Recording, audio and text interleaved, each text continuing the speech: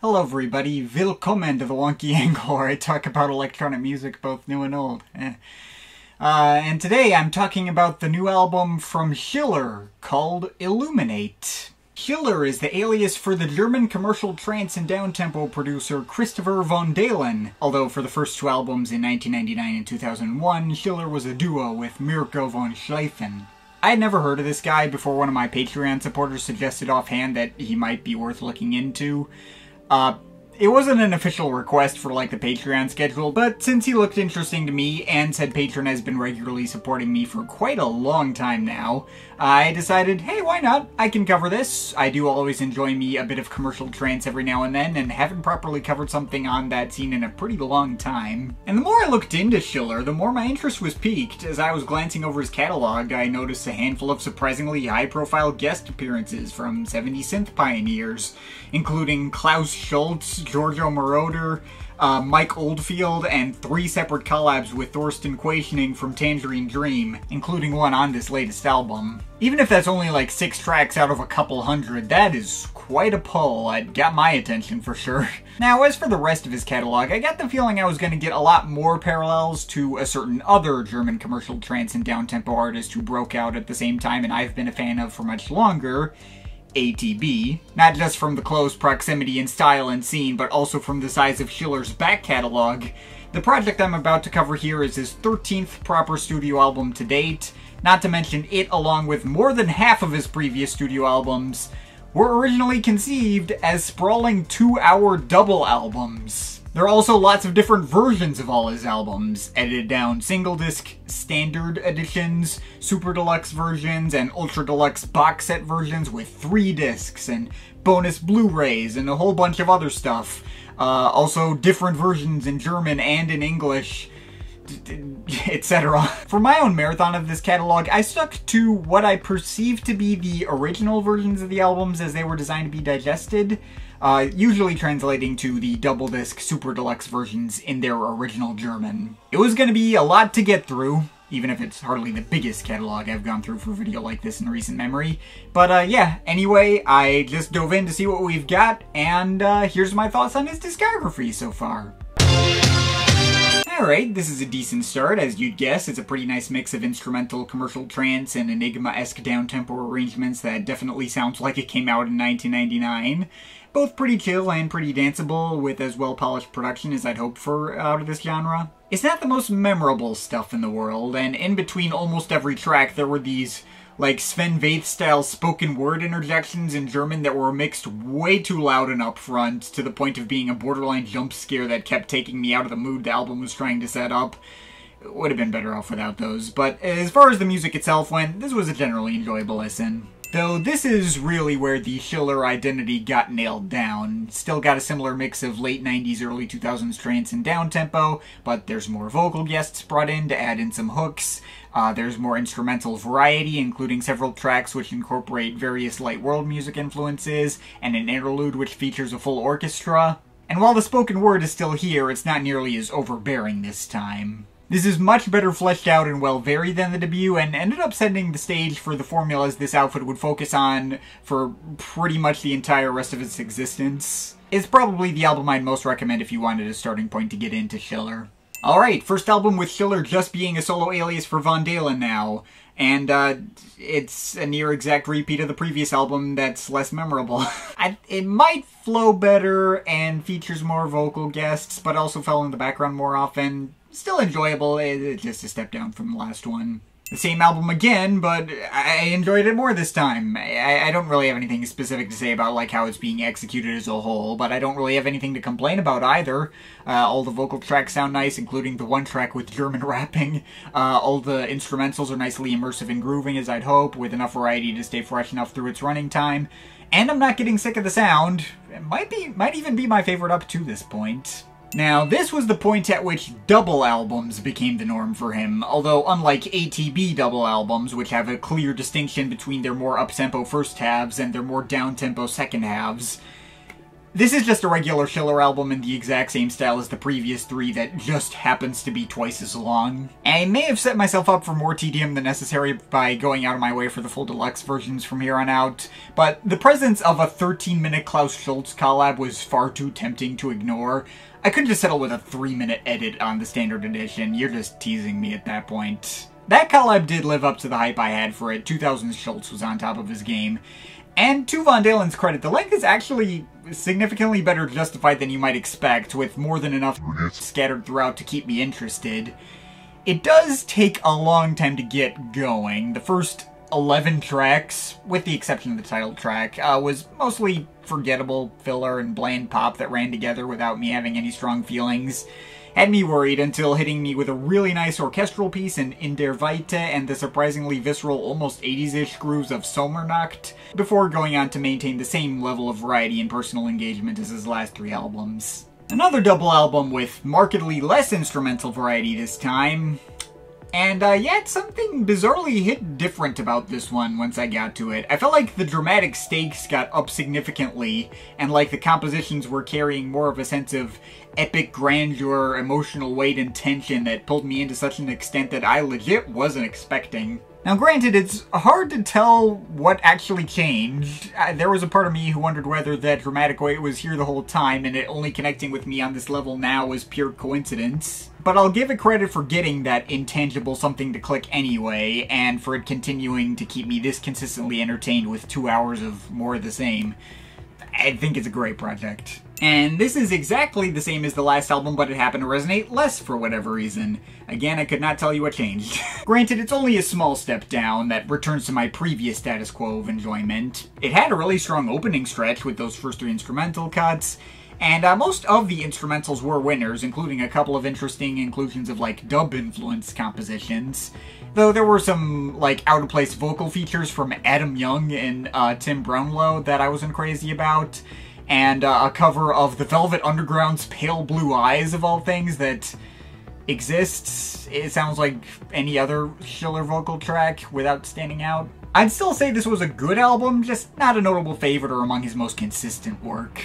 Alright, this is a point at which the fanbase seems to end up more divided on average, and the critics stop paying attention from here on out. He also breaks away from that consistent graphic design style of all the previous album covers, and also worryingly released this within that 4-year period where all the big commercial trance artists besides Solarstone were putting out some of their worst ever albums. Though while this is, in fact, the weakest Schiller album up to this point, it's not the bland sellout variety. As the title implies, this is more of a classical crossover type project with a number of, like, William Orbit-esque covers of classical pieces, from Tchaikovsky to Rachmaninoff to Eric Satie to Claude Debussy, among others, scattered in between Schiller's original electro-classical compositions. It's an interesting idea on paper, and it's definitely not a boring listen. The problem is that it came with a big shift in production style that did not go over well. As per trends of the time, the mastering is way tinnier and more treble-heavy. The synth tones are much sharper, and the percussion is way uglier and more overblown, seeming to take influence from the commercial dubstep scene at the time. And that doesn't flatter the style. To be fair, it's not as distasteful as it could have been. He does treat the covers much more reverently with a more ambient approach, while those cheesier and more dated aspects tend to rear their heads more on the original compositions. Also, the second disc of Variations, I suppose, blends these influences together in a more seamless and engaging way. But while none of it is bad, as a whole I just thought it was It's interesting as a one-off novelty, just not one you'd need to hear more than once. Now, if you wanted the boring sellout project, that's this one. At least the production is back up to his usual standard, but this is easily his blandest release yet, consisting almost entirely of generic vocal pop tracks with almost none of the variety he can usually deliver. Now, I didn't hate any of it. I've heard my share of commercial trance disappointments that were way harder to get through at half the length of this one. There's something to be said that this still didn't feel tedious or like a chore, even at 2 hours. And it does have its moments. Sweet Symphony and Forget were really good. The former was some solidly catchy 80s new wave pastiche. And both of the tracks with Emma Hewitt went over well. One of them's even a big 10-minute epic that kind of reminds me of what BT did with her years later on No Warning Lights. And there are like 4 or 5 other good cuts that I could single out. But the vast majority of this album was very middle of the road and left little to no impression. It's not terrible, just painfully inessential.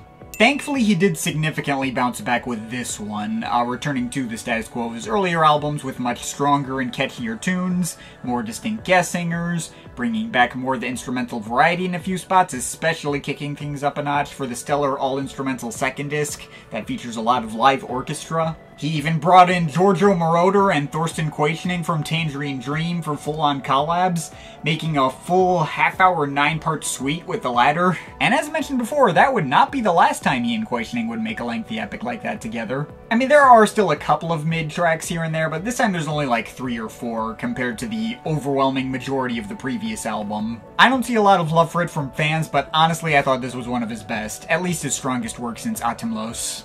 And what's this? His first single disc album since the mid-2000s?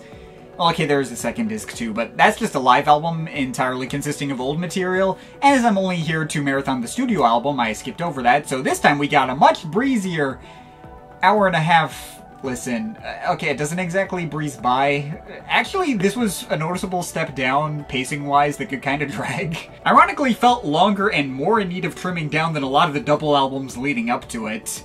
But its highest points maintained the same level of quality as the best parts of the last album, including plenty of big epic trance bangers and down-tempo meanders in the usual styles, a few synth-pop outings, including a very nice title track with Alphaville, and the album is bookended by 2 near 20-minute epics, including an even better Thorsten Quachening collab that very much live up to the scale they promise. It's another solid effort with plenty of material actively worth keeping around, just not the whole thing. You can probably skip the whole middle stretch from Liebe aus Asphalt to Guardian Angel and end up with a much rewarding listen. And then he put this out in the exact same year, and okay, this is a pretty big change of pace. This project shows Schiller going all in on the classical influence to his sound again, and making an entire album combining his usual electronic stylings with lots of full-on live orchestral arrangements. Also without any guest vocals, save for a few processed samples. As someone who's always had a soft spot for this exact kind of electronic orchestral crossover, see my t-shirt today, I personally fucked with it. Unlike on his Opus album, I think the electronics and the orchestra actually blend well together here, and the arrangements are decently dynamic without ever getting too overbearing. Heck, most of it is actually rather chill and understated. It's definitely one of the better attempts at combining these genres that I've heard, like the alternate universe version of Tidy and Christopher Tin's Collide album, if Tidy actually knew what the fuck he was doing, or if deadmau5's Where's the Drop had some actual pulse to it and was all original material. Not to say I think it's absolutely incredible, it does run together a lot. There's almost nothing in the way of memorable hooks, a lot of the song ideas can feel musically similar, fall in the background, like movie soundtrack cues. It does not appear to have gone over that well with the fans either. Many felt it was overproduced. The guy who first suggested I make this video in the first place wasn't a fan of it either. And I don't think it's an absolute masterwork myself. I'm probably not keeping it around longer term, but I still thought it was solid for what it was and didn't find it overproduced at all. I think it's quite good, just not great. Which finally brings us to here. Yeah, I think I can officially say I'm a Schiller fan now. This was a fun marathon. Definitely hasn't all been winners. Every commercial trance artist is guaranteed to have at least a clunker or two in their catalog, and he's no exception. And most of his albums do stick to, like, the one single repeating formula, but I made the parallel to ATB before, and that's another artist who pretty much just makes the same album over and over, but he gets it to work and has just enough variety in terms of the actual execution to keep it interesting, as well as the excellent pop hooks and production that made me such a big fan of his as I became my freshman year of high school, and still love a lot of his stuff to this day. Schiller isn't nearly as good at catchy hooks as ATB, but there is definitely more diversity in his catalog, and I could see his stuff growing more and more on me with time. He's got at least 4 albums I can keep around for sure in Weltreise, Tag und Nacht, Atemlos, and Morgenstund. There were also several others which had a lot of moments I liked, and when the worst of his catalog were projects like Opus, which had a lot of interesting and ambitious ideas, or Future, which was more of a 5 out of 10 effort that still had a couple of tracks I really liked. I'll certainly take them over the 3 out of 10 efforts or even worse that I've heard out of the dregs of this genre. And when I've gone through all the hours of sitting through all these long-ass albums without ever having gotten to the point of feeling burnt out on his sound, I'll take that as a good sign. But now that takes us to this latest album, which dropped this past March. I definitely had a certain set of expectations for what I was going to be getting into this time around. The guy who suggested it to me obviously seemed to really like it. It has another 20-minute Thorsten Quationing collab at the end of its first disc, and I really liked the last 2 times they worked together. Though I did also peep the Discogs comments and saw multiple people saying this was his worst effort yet and a massive disappointment. I don't quite know what to think of that. I mean, sometimes those kinds of comments have been justified, and sometimes they have not. I guess we could go either way, but still, I jumped into this with high hopes, if slightly tempered expectations. So, what did we get with Illuminate? A really all-over-the-place mixed bag, apparently. Yeah, I have a lot of messy feelings on this one. On one hand, there's plenty of quality here, enough for me to not agree with the sentiment that this is his worst album yet. Half the track listing is really solid, delivering on all the trance and down-tempo sounds you'd expect with just enough instrumental variety to feel consistently fulfilling and deliver on the qualities I enjoyed out of his earlier projects. But the other half of the track listing is full of bland filler, various disappointments, and a handful of the worst individual tracks I've heard out of Schiller to date. And what's weird is that most of those worst moments were like the big singles or the tracks that were meant to be like big important standouts to sell people on the album, while most of my actual favorite cuts here were just random deep cuts on the side. Just for example, this album gets off to a really rough start. The opener is a near 9-minute opus called Empire of Light that I would have been excited to hear before putting it on and realizing the composition is actually a ridiculously basic and saccharine meander through the 4 chords of pop in a major key, featuring all these electric guitar solos that only serve to make the track feel even more generic and flavorless, and nothing of interest happens at all through its entire running time. Weak melodies and hooks, lacking in groove or propulsion, instead sticking to a faux, inspirational sound that feels extremely cliche and honestly pretty stock and lazy. It technically makes sense as an opener, but man did it feel like a bad sign. And the title track that immediately follows wasn't helping either. That track just felt like a generic Kygo-style tropical house cut 7 years too late to the height of the trend, barely containing a hook at all, and Trisha Mateague's vocals sound checked out and bored, putting in like the bare minimum effort of what'll get her the paycheck today. I've really liked her vocal appearances on Schiller albums before, but she is a really anonymous presence here. And spoilers, there are multiple other tracks she features on here which are even worse. On the other hand, the album does start to recover from that weak-ass start right after that. The title track is followed by a set of 3 interlocking instrumental cuts that are all really nice. Mir der Stil is a fairly generic chill trance cut that carries directly out of the tropical house sound of the title track, but has a markedly catchier and more likable lead melody than either of the tracks that immediately preceded it. Exotica repurposes a similar mix into a slower and more stomping arrangement with all these summery funk guitars, big Phil Collins 80s percussion, violins, and various airy vocal samples that come together in a subtly epic way. First cut here to really pull me in. And then this unofficial mini-suite is completed by Reisefieber, which brings the tempo back up to the level it was at before, featuring lots more epic lead melodies and plucked Asian harps and various clattering ethnic percussion. Cuts like these are the kind that makes the early Schiller projects as engaging listens as they are. Sure, they're not exactly musically complex, but they deliver some kind of idea that's like actually interesting enough to pull me in without feeling generic or by the numbers. And this stretch of the album only gets significantly better right after that. Arc Céleste featuring Cédric Monnier, I don't know. That's a modern classical piano piece that might be my favorite track in the bunch. Despite how minimalistic it can be in parts, it feels like it has more raw emotion and higher dramatic stakes than pretty much anything else on the album. And the touches of synths and violins and that brief change up into Spanish guitars that come into the second half only add to the dreamlike but dramatic effect the whole track carries. And the vibe of that track is continued quite effectively by the even more stripped-back Der Himmel Über der Wüste, which is nothing but very slow bassy piano notes and formless harp and guitar plucking that very slowly builds up and adds minimal synth melodies as well. Gorgeous stuff once again. Alas, then we have to sit through another vocal pop track in Space. Okay, actually, to be fair, this one's fine. I like it more than the title track. It's kind of more this, like, 80s synthwave type of track, with some satisfyingly round bass lines and fittingly spacious production.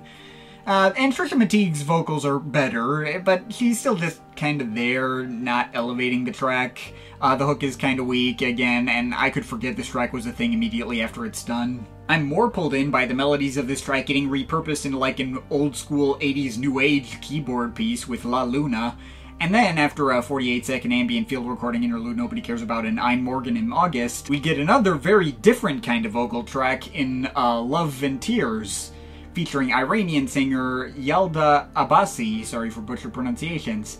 You can probably guess exactly the kind of flavor she brings to the table, and Schiller definitely brings the esoteric instrumental to match, with lots of Middle Eastern guitar textures and overbearingly huge treble percussion. It's very nice once again, and good to add some more variety to the track listing. Though the melody on this track weirdly reminds me very heavily of the Jean-Michel Jarre track, C'est la vie. That's probably just a coincidence from the similar singing style, but the chorus of that track is likely to stick in my head as I'm listening to this one.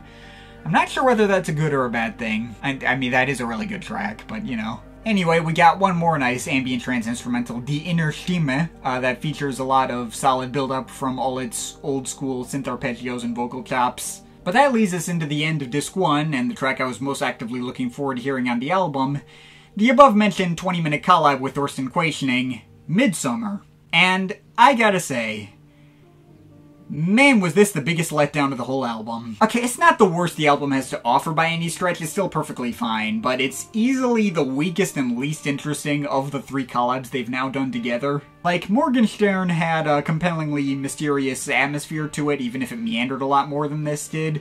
With that one technically featuring Tangerine Dream, it was trying a lot harder to embody that band's 70s synth appeal and combine their unique styles together.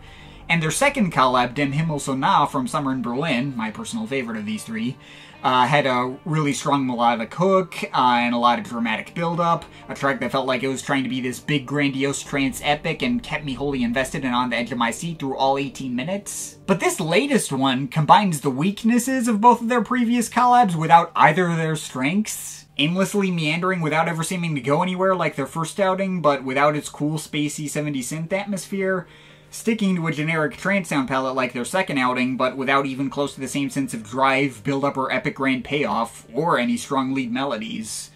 And the final result sounds like the generic idea of what you'd expect out of a Schiller track, except it just happens to stretch on for 20 minutes. Which, again, is fine. I'm still game for a 20-minute trance instrumental that still has that kind of understated, if predictable, build-up and payoff. But I had a lot higher expectations for this one, and this just did not live up to any of them.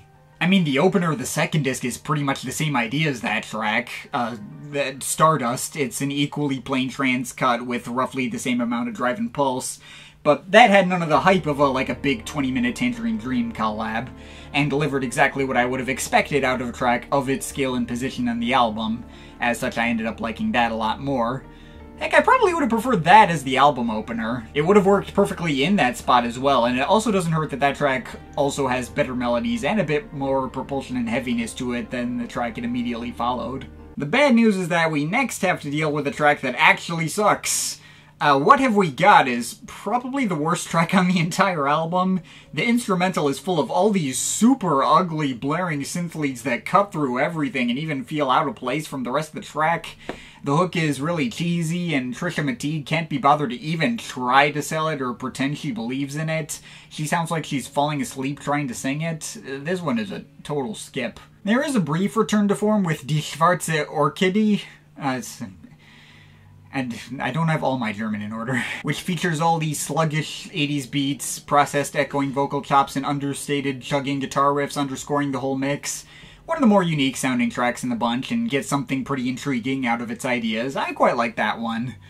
But you know what isn't intriguing? The entire following stretch of tracks. Tracks like Leak with Typewriter, Let's Watch the Stars, or Oceans Away just deliver predictable mixes of dance and downtempo that have nothing notable or memorable to mention, and Schiller has delivered a gazillion other tracks in years previous that deliver the same ideas executed better. I guess the former of those has a slightly cheesy lead melody that I'm not crazy about.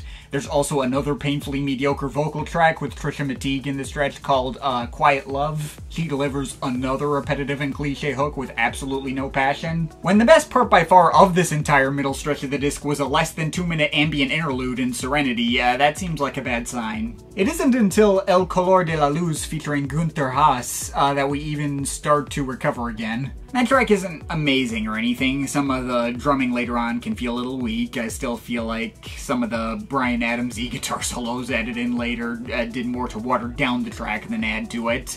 And the particular tone of 80s guitar loops this track is built around have, I guess, never been particularly my cup of tea, but I guess those are nice here. There is a distinct and recognizable identity to the track. The melodies are good. The way the 80s guitars play against the Spanish guitars and the synth washes is pretty cool. It's a good track and a step in the right direction. And honestly, for the remainder of the album, we make a full recovery. The Endlos trilogy of tracks are all very solid, with part 1 switching from processed guitar-like synths to Indian-style guitars to expansive ambient pads. Part 2 bringing in Apatin Shahrivar to play some actual sitar over an all-ambient mix, and then switching to minimal piano at the end. And finally, part 3 starts by meandering through a bit of Boards of Canada minimal synth for a minute, and then builds back into 80s beats and serene but uplifting synth progressions. It may be arguable whether these 3 cuts make sense gathered together as the same piece. They all sound very different from each other. But I do really like all 3 of them and think they transition well enough together to still work and all end up as favorites in their own right. But that finally takes us to the very end of the album. The last original track here is another vocal track with Trisha Mateague called Paradigm of Peace.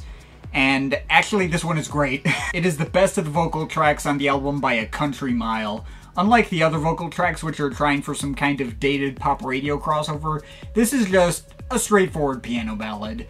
Nothing but Mateague's vocals with a very slight hint of vocoder, and the most stripped back piano accompaniment. And this time she actually feels like she's, really feeling this one and putting all the emotion in her voice to back it up like, she always did on previous Schiller albums. Oh yeah, though that's technically not actually the closer. The album ends in a beatless ambient reprise of the title track. I still don't love the track, but this version does admittedly work a fair bit better than the original. Funny how taking out the dated Kygo Tropical House percussion in itself went a long way. But yeah, that's finally everything on Illuminate. I mean, if you were bothered by his last album just sounding like the same thing over and over for 2 hours, that definitely won't be the case here. This album, if nothing else, was not boring. It was just extremely frustrating. And there's lots of good ideas all over the place. He's still bringing the wide versatility and instrumental variety that he could in his prime. But there's also so much mediocrity in this album too, and all the tracks that I expected to stick out to me the most nearly always turned out to be among the album's biggest low points.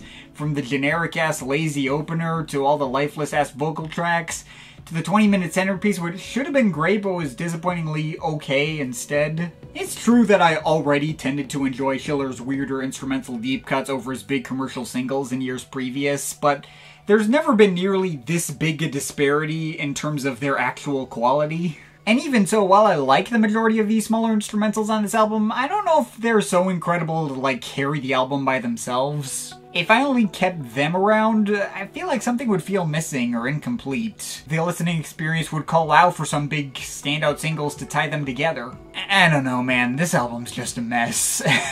It's a mess with a lot of parts I really liked. The album is still decent as a whole, but in the overall context of his catalog, while not his absolute worst, it does still feel like it belongs in that lower tier.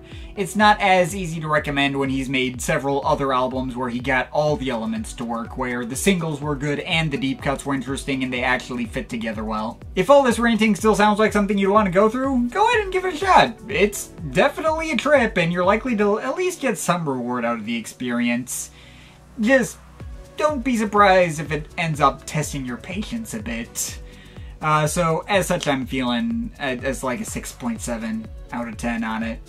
But of course, this is just my opinion. You can feel free to disagree with it, but I'd like to hear your thoughts, so leave the comments in the comment thing down there. Shout out to my Patreon supporters. They're awesome people. You want to add yourself to that list, link to my Patreon is in the description. But yeah, that's pretty much it. That's all for today. See you next time.